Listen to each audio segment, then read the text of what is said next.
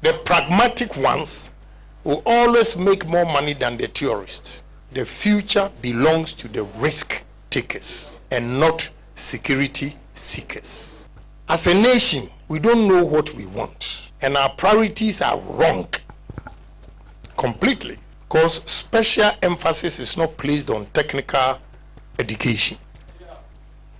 I went to Winneba Secondary School from Adisado College. When I was in 6th form, I was selling Peugeot parts. I would go to Nigeria, bring Peugeot parts by road. We come all the way to Badagry to Lomi, Dawomi, then Lomi, Aflao, and Accra. And the spare parts dealers were around Adabraka here, behind Nigeria Airways. That's where I had my customers, and I'll go and do business. Until I went to Germany. In Germany, I was washing plates. I managed to go to America and started working at the bakery, Zaro Bakery. I graduated to get another job, gas station, the filling stations you have here. So I had 2 jobs, Zaro Bakery and the Gasiteria gas station. We continued. Then I bought my first taxi. I became a taxi driver. And within 7 months, I had 8 taxis. And people were driving for me. Because every day, those days, I was saving $100 a day. So 30 days, whether Monday to Sunday, no day, I don't break. I save $100 a day. $3,000 a month. Then I'll go to auction and buy a taxi, Chevy Caprice or Chevy Impala. And in America, if you are driving those days, if you are not careful, you'll be shot easily. So they normally put a bulletproof as a partition between the driver and the passenger. So I'll buy this from Camden Town in New Jersey and do the insurance, the partition. Then I'll give the car to a driver. A driver pays $40 a day. And 7 days, I don't want no stories. If you are coming to give me story, it means the car has broken down and it needs to be fixed. If you don't tell me this, no excuse, $280 a week.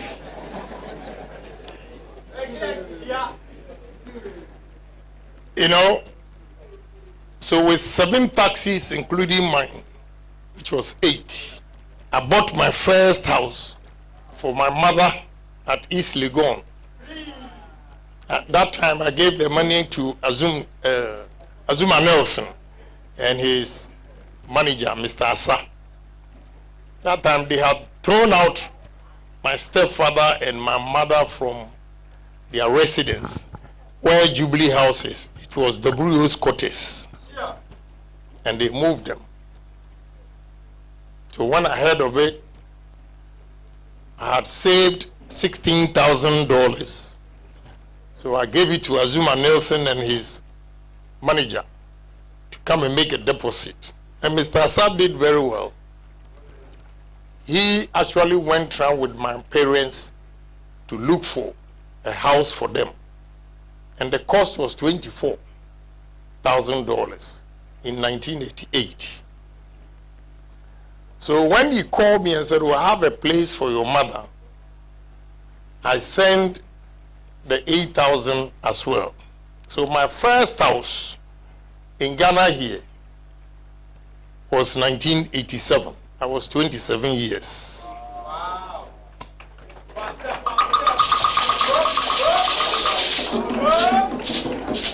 So I'm sharing this with you to give you encouragement that sky is the limit. And whatever you dream of and take action with it, trust me, one day you'll be somebody. No, every individual here can be an entrepreneur. Nobody is born entrepreneur. It's never true. But it is an individual's vision, individual's ambition, individual's dream that will make you become an entrepreneur. So what should be your dream and your strategy? I'll give you five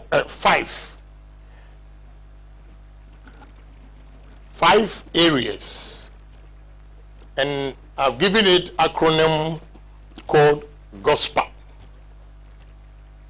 G stands for goals. O stands for objectives. S stands for strategy. P stands for planning. And A stands for activities. This should be a dream for any of the students here who wants to become an entrepreneur. Then I'll give you, before I come to the practical, let me give you or do a little academic exercise with you. You need, if you want to be an entrepreneur or entrepreneur, you should have certain qualities. And there are 7 qualities, which are: 1, vision; 2, courage; 3, integrity; 4, humility; 5, foresight; 6, focus; and 7, cooperation. Let me touch on each a little bit. Who has a vision? The one who has a vision is the one who foresees the future and how it becomes to him. But I'm saying that, look, I have a vision. My vision is my dream, that one day I want to own businesses, and how I'm going to get these businesses done.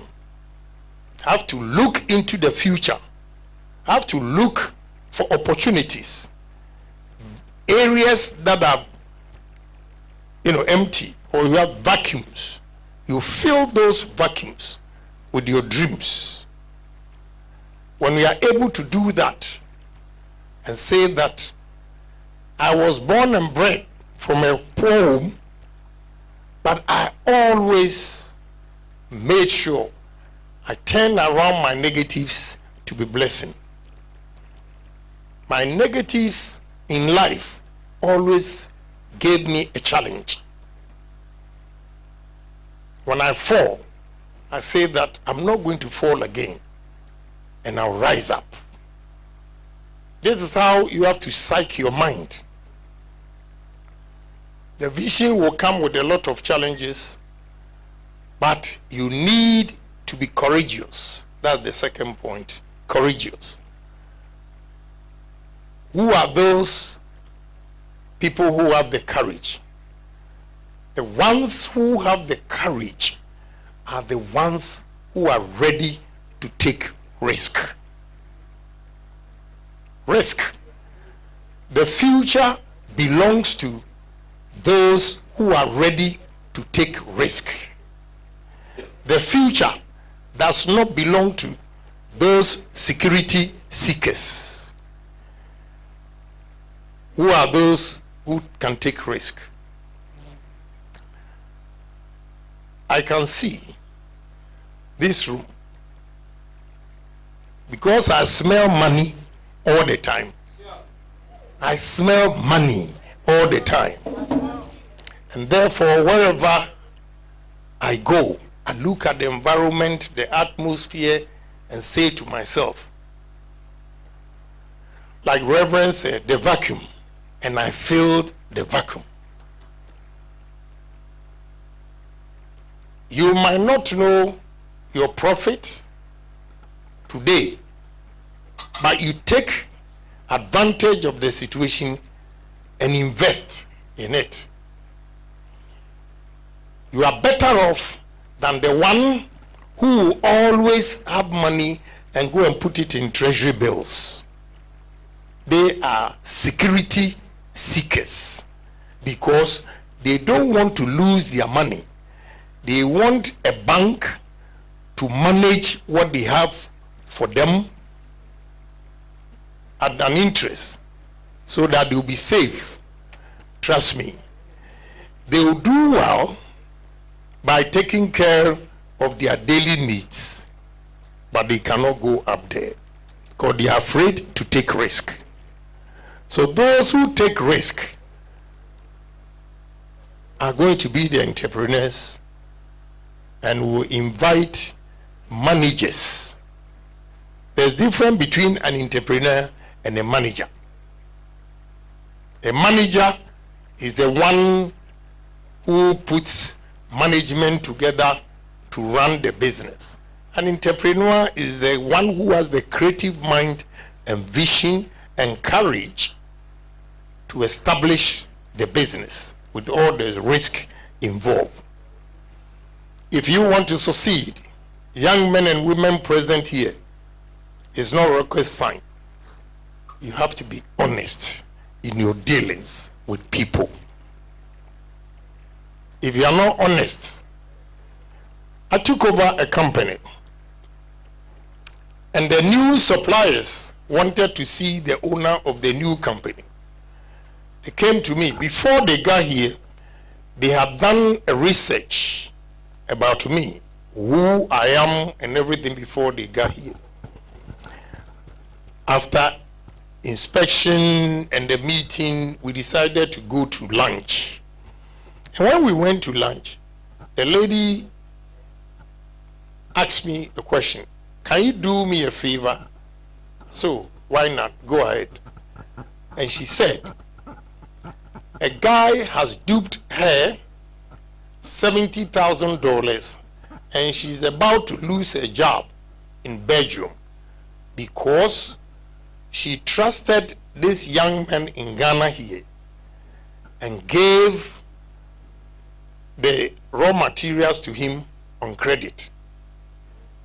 After receiving it, he's giving excuses to him, to her, that she has not received those things. Meanwhile, they checked the bill of lading and those items have been cleared. What the young man refused to know is that it's a small world. They are all in petrochemical industries.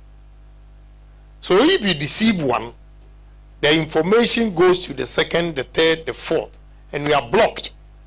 The moment you mention your company's name, they blacklisted you.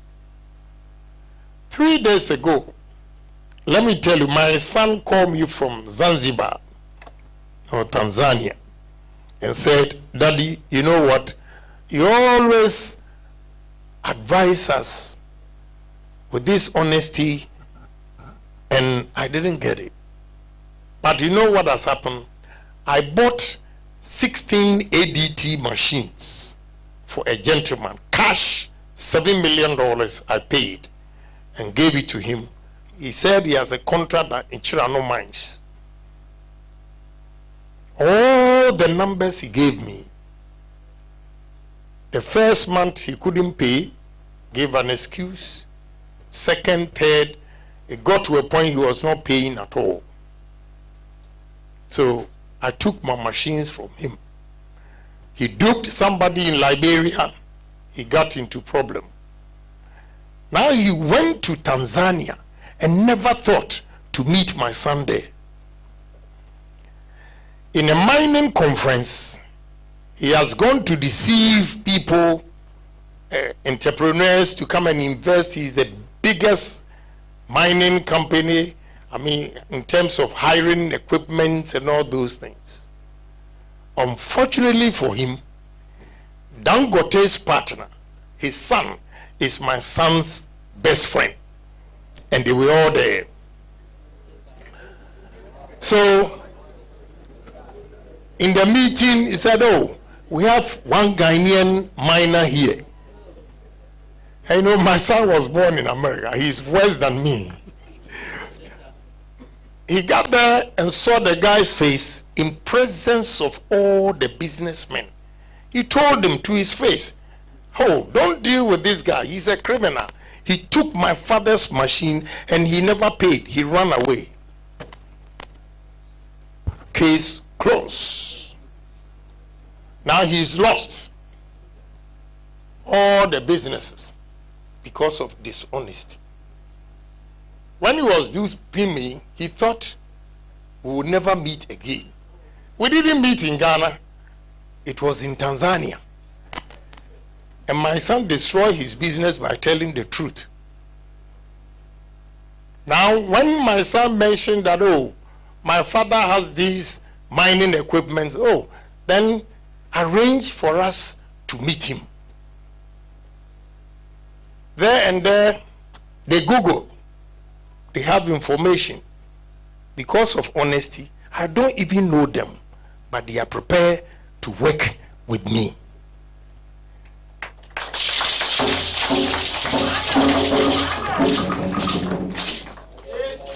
So integrity is very, very important. Humility. You have to be bold and decisive, but you have to be humble when you are dealing with people. Your workers, if you don't treat them well, forget it. I believe you invited me here because of personal experience and not that I'm a philosopher or a professor or anything. So permit me to share personal experiences with you. Okay? Humility. The company that I took over, I went there to inspect. And the sad part is that Ghanaians, when they are dealing with foreigners, excuse my language, Madam Medium Ferrin, the rest, they are my team members and professors. Ghanaians will tolerate nonsense from foreigners, but they will never tolerate anything a Ghanaian does. Why I'm saying that is that I visited their toilet and 335 Ghanaians working there. It was an eyesore. And right by their toilet, they have a canteen. Yes. And they bring, a lady comes out there, 12 to sell. And these workers. So, when I saw it, I said, what? Is that the conditions you live in here as workers? The place is so hot. The ventilators are not working. I go into the factory, within 1 hour, I'll be sweating all over. I'll be sweating. And Ghanaians tolerated this. So I said, let's renovate the toilet, move the canteen away from here. Now they have a new canteen, they have a new, a renovated toilet facilities. Then again, their salary. Can you imagine that today somebody works for 30 days and his salary is 547 Ghana cedis?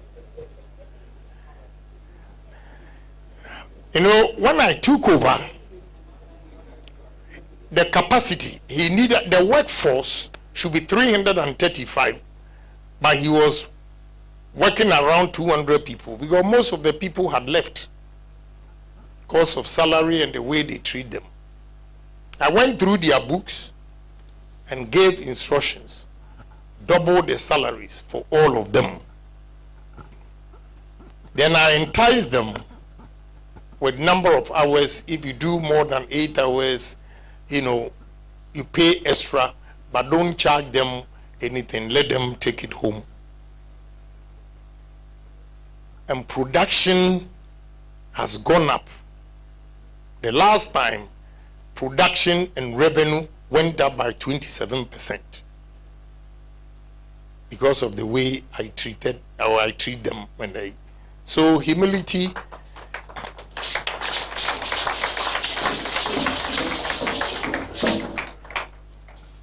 Then foresight. You need to have a dream. That's where the gospel comes in. Everybody here should have a dream that this is the way I want my life to be. And when you do that, you'll be an exceptional person among your colleagues. Because some are just complacent. The little they get, they are happy. You need to challenge yourself. Madam is here. Maybe it's the first time she has seen me, so I'm not able to speak well. Because I was from poor home, maybe I had the brains. As for economics, I'm good. At the Saudi College, we're only boys. So when we come back home, we have this vacation employment. Vacation classes. I don't know if it's still there. I know you are higher than that. My contribution in the class at West Africa, I was attracted to the beautiful girls.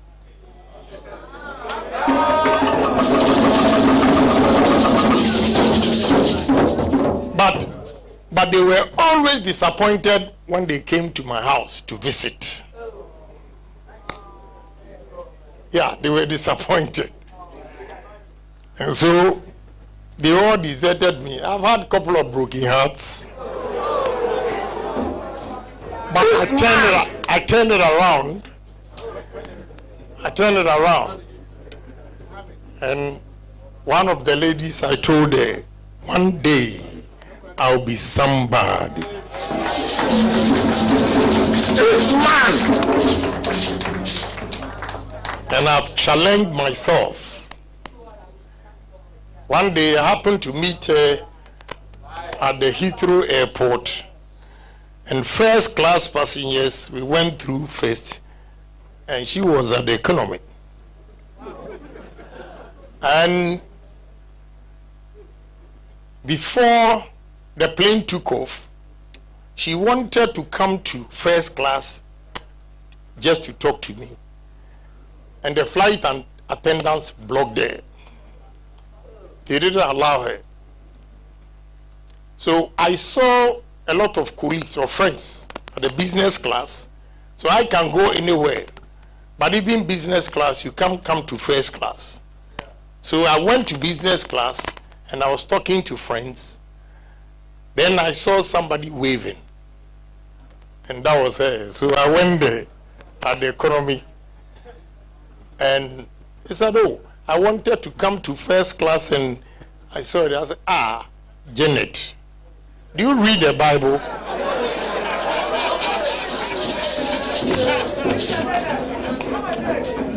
Do you read the Bible? The story about Lazarus and the rich man. He wanted just a drop of water. But Lazarus told him where we are.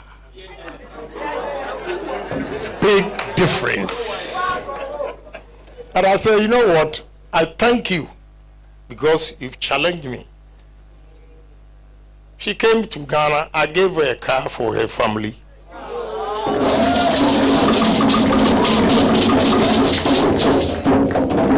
So always turn your negatives to be blessing by working hard. If you work hard, sky will be the limit. So young men and women here, look, you have to stay focused. You have to dream big and do things big. Don't waste your time here. Don't keep up with the Joneses. Some of you, when you see Miss Akwaba, that's how I see it. With a nice shoe. Maybe you are from a poor home like mine, but you want to keep up with the Joneses because your friend is wearing an expensive clothes or bag. I'm afraid it's not going to help you. Save your money and savings. Through savings, you get capital, and through capital, you invest by taking the risk. And one day, you'll be more than Kennedy Agyapong. You have to stay focused. There are economic turmoils. You think or you dream that, oh, in the next 2 years, my company should grow to this level, my profit margin should be this, but natural disaster may happen, everything will happen, and you will not hit your target. You don't give up. You just have to stay focused. You know your dream. You know why you established the business. And trust me, it will bear fruits. Then cooperation. How you organize your business. The people in there, how you delegate powers, your managers. If you treat them well, trust me, you're going to succeed. So these are qualities, 7 qualities that you need for your business to thrive. I think time is not on our side, so I may not be able to go through the 7 determinants of business success. But I'll give the pointers to you at an appropriate time. Maybe you will have opportunity to me, because I want to address some of your issues here. First one is productivity. The 7 determinants of business success. Productivity, customer satisfaction is very, very important. Innovations is also very, very important. Quality of your products. Quality of your products is also very, very important. Organizational development.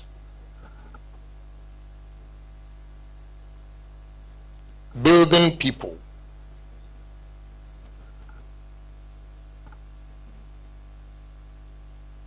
So all these areas, if you put them together and do it well, you will succeed. Now let's come to campus. Look, your president says something that touched my heart. As a nation, we don't know what we want, and our priorities are wrong. Completely. Our priorities are wrong based on the statement the president made. Why do I say our priorities are wrong? Because special emphasis is not placed on technical education. I'm an employer, and I'm telling you, I have a plumber. In fact, I asked of him last week, and I said, oh, he's studying in America. You know, the way he's building his business. This plumber takes a contract for me, about 5 million Ghana cedis. So 5 million Ghana cedis, minimum profit of 10% is what? Is 500,000 divided by 12. Divided by 12. And you see how much he makes a month. Meanwhile, Net 2 television or Ken City, it is only now that is going up. The director takes about 8,000, 9,000 home with tax. He has master's degree in sociology, in communication. But the plumber working for me with a contract of 5 million, I know they make more than 10%, but I want to be modest. He makes 500,000 from one contract that he took from me.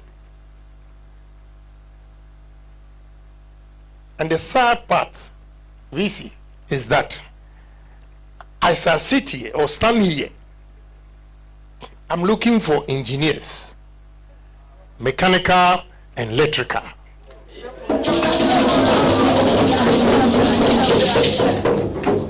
And the sad part is, we went to India to recruit engineers to come and work in Ghana. When we went, they had a discussion with me and they said the steel plant will take 1,000 workers a day with 24 hours, 12 hours 500, 12 hours 500. They need engineers and technicians 300 to man, yes, to man the place. But the small factory that I produce the plastics, the Indians, the expatriates are 15.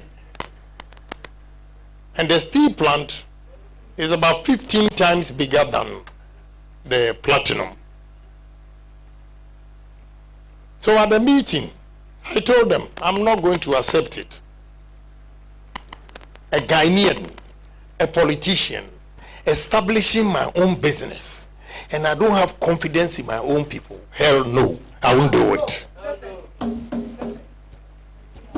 My son agreed, my cousin agreed, my wife agreed. I said no, I will not. I will not allow 300 Indians to come and control 700 Ghanaians when a Ghanaian is paying. I won't do it. And 3 against 1 plus the Indians, so about 5 against 1. But of course, I'm the one paying, so I said no. So meet us halfway. Now they are coming in. I'm getting visas for 120 engineers to come from India.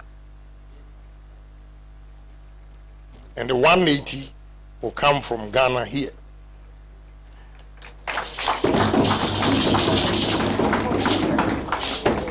GC, I want you to bring some of your mechanical and electrical engineers.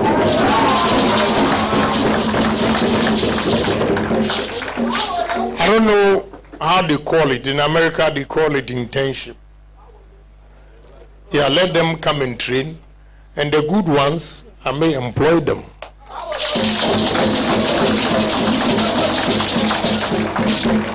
So every year you come. I'm sharing this with you for you to know the importance of you sitting here. Don't be discouraged. You are the money makers. The pragmatic ones will always make more money than the tourists. That's why I'm so impressed with Reverend. I mean, giving details of it. I said to myself, why should I even be here? So believe in yourself that you can do it. You are going to establish your own business one day, but you have to start from here. My beautiful lady here said you have you can come for loans and grants. See, if you are smart and you have the grant the first year, whatever money you have to save it. You have to save it. Then student loans. Sometimes, I don't want to give you bad advice. Even sometimes, the loan, you can make some money out of it and invest that somewhere. By the time you come out of college, in fact, a gentleman did not join us today, Approaches series. If you've heard of him, Approaches series. Yeah, he was in tech when he started writing those science books. And after tech, he employed his own colleague from tech to be his manager. Why? Because he had a vision and he has creative mind. He thinks far. So be among those who have creative minds. Be among those who want to challenge themselves and say to themselves that sky is the limit. You can do it. If you look at the poor guy sitting here, standing before you, and the way you are paying attention to listen to what I'm saying, clap for yourself.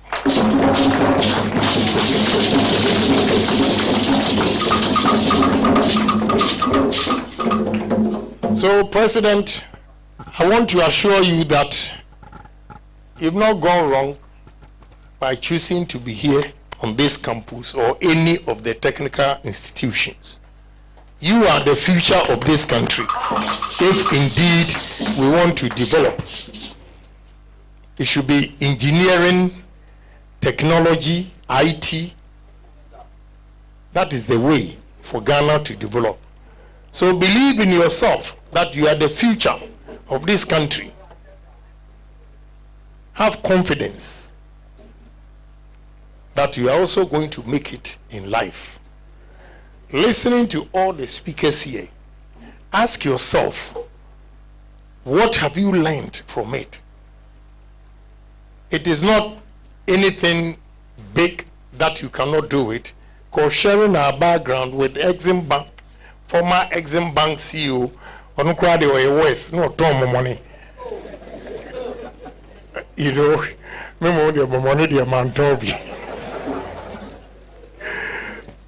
it means it's possible that one day, say to yourself, one day I'll be somebody. One day I'll be somebody. One day I'll be bigger than Kennedy Agyapong. Yeah. Inspire yourself. Don't give up. There will be challenges, difficulties, but strike hard when the iron is hot. And remember what I said.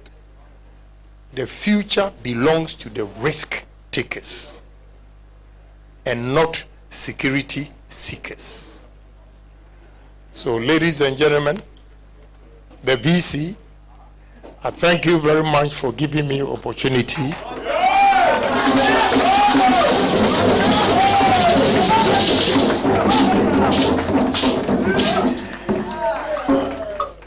We need collaboration with this, all the technical schools.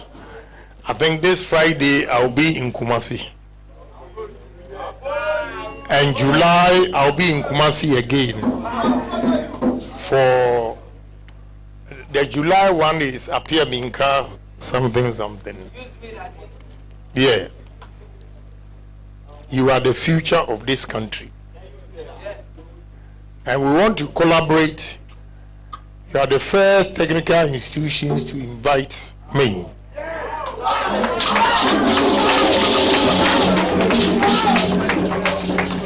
I want to challenge all of you here.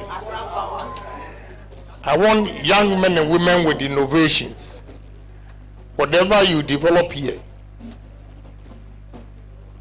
if I see the future in your project, I will fully fund it.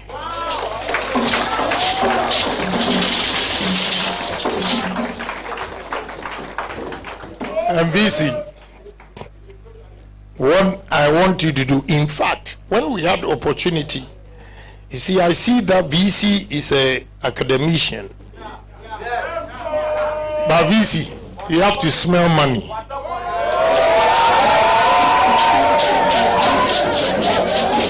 You know why? You know why? Even in the church, when you go, the pastors, the bishops, they all put their problem before you, before they even allow you to go. So, when we were in the boardroom, I was expecting VC to tell me their challenges before we get here. I have some business partners in Dubai, and they always donate equipment.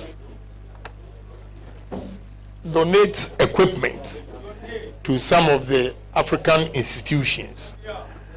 From here, I will call them and tell them that I've identified a university that needs help.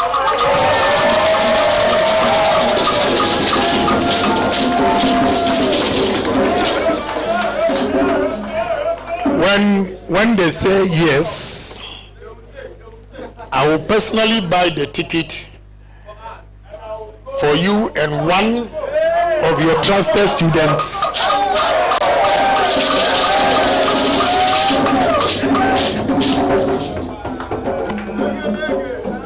To go and inspect the equipment and whatever will help you. Again, TVET and COVID, Amstel, all those equipments, I can tell you, I supply them. So I know the Indians, I have them. Last week they were here to hassle me for the rest of their payments. You know, so all those, as I speak, I have an engineer installing all those equipment in the various schools. So as for technical education, if I'm the president of this country, you'll see.